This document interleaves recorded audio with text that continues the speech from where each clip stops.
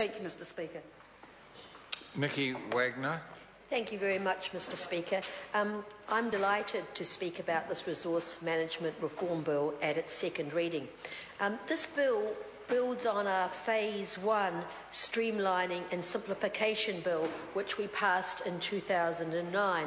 And that bill, although it was defended by the opposition, has actually proved to be very successful, and we have had very few complaints that it has undermined anything to do with the environment, and that it actually has improved the process and speeded up the process. And this bill that we're looking at now, we want to build on those successes. It does also look forward to Phase 2, which is a larger scale RMA reforms. But we believe that we're in the right space now, and most of the things we're discussing in this bill are pretty much uncontroversial, although Marion Street has raised some issues that I'd like to make comment to as well. Now, this bill actually is in three distinct parts. The first, as I've noted, are the further amendments to the RMA 1991, and basically focused on improving the consenting process and the quality of decision-making. It's not that we want to undermine the environment, we want to get to good decisions more quickly and more effectively.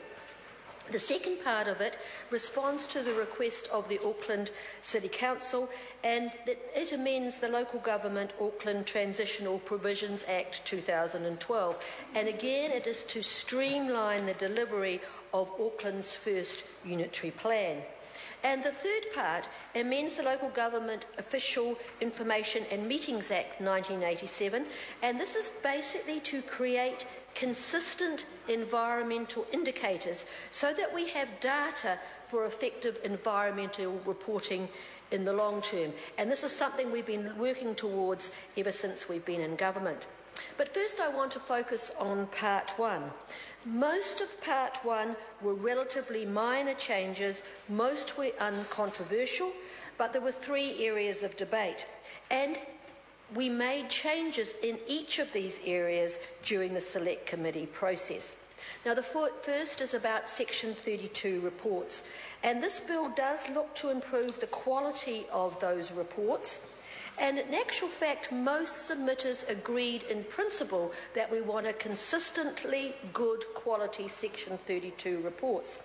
But what this bill does is it specifically includes economic outcomes and employment in these reports, and some of the people who submitted felt that this could unbalance the result and it may undermine environmental outcomes.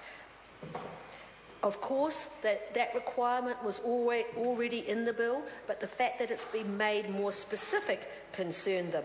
There was a mixed reaction. Some submitters were very much in favour, but some were concerned that through these specific outcomes they might outrank environmental factors.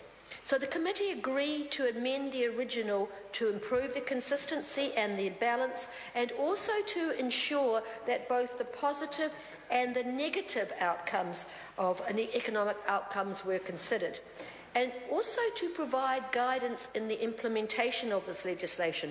One of the complaints that we've had about the RMA in the long term is that although the regulation and the legislation itself is good, that the implementation of it is inconsistent. And so we were very concerned to talking to our officials to see how we can make sure that councils get better support and more help in interpreting the legislation and making sure that there's consistent enaction of that right across the country. Now, the bill also introduces a 6-month time frame for consenting for medium-sized projects.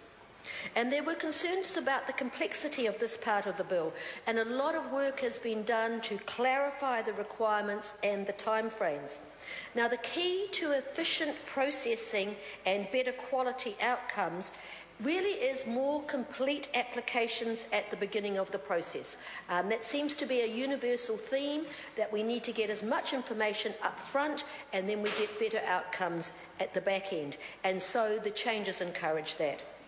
It also increases the availability of the direct referral for major projects, and includes a threshold value to be set by regulation.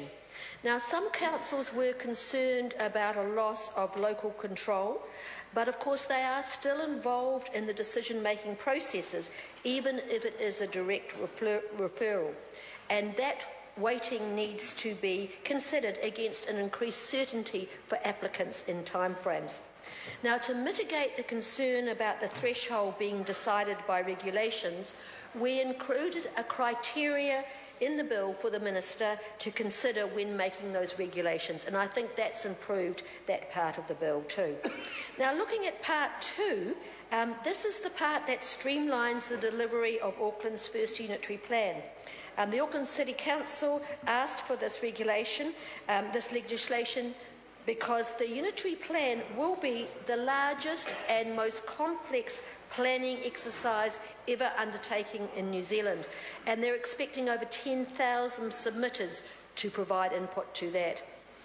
This will be the Council's main tool for achieving integrated management of the region's natural and physical resources, and it provides the rules for what people can do on their land and property. So it's important that this is delivered efficiently and it's not bogged down for years and years and years in the process. Now, the new legislation replaces the existing two-step Schedule 1 process, and that process is a council hearing and then a subsequent environmental court hearing of appeals. And so it replaces it with a combined hearing process which incorporates the reduced formality of the council hearing, but with key parts of the existing court process, environmental court process, including cross-examination and mediation. So it really delivers the best of both processes, but in a more controlled and tighter time frame.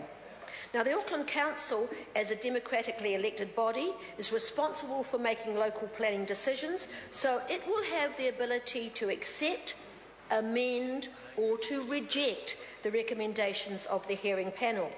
However, parties have full rights of appeal to the Environment Court if the Council amends or rejects. Now, the Select Committee visited Auckland and we listened carefully to the submitters on the bill, and we have recommended a significant number of changes to improve the legislation. Now, the most controversial issue was the tree protection rules, and we received and heard a huge numbers of submitters. We worked hard to get the right balance between protecting significant trees and not turning managing your garden into a bureaucratic nightmare. Well, again, we made significant changes to the bill, and I believe we've got it right. Now, Marianne Street thinks that's wrong and is concerned that those trees must be linked to a property. But there's a reason for that.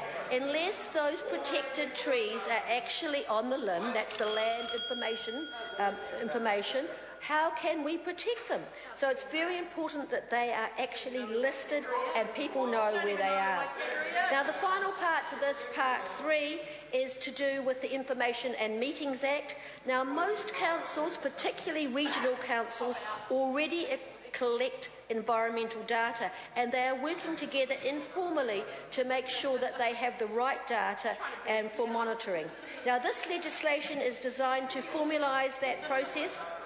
There was some concern from councils that this could be expensive and complex, so we recommended that all monitoring standards and methodologies should be developed in consultation with councils to manage this fair. Now, the committee listened to a lot of submitters during this process, and we worked really well to incorporate the very best improvements that we could to the legislation. I think it's a good piece of legislation. I think it will be very effective, and I think it will be particularly useful to Auckland as it continues its very important planning work. I commend this bill to the House. Mr. Speaker. Sir William CO. I advise to take a call on the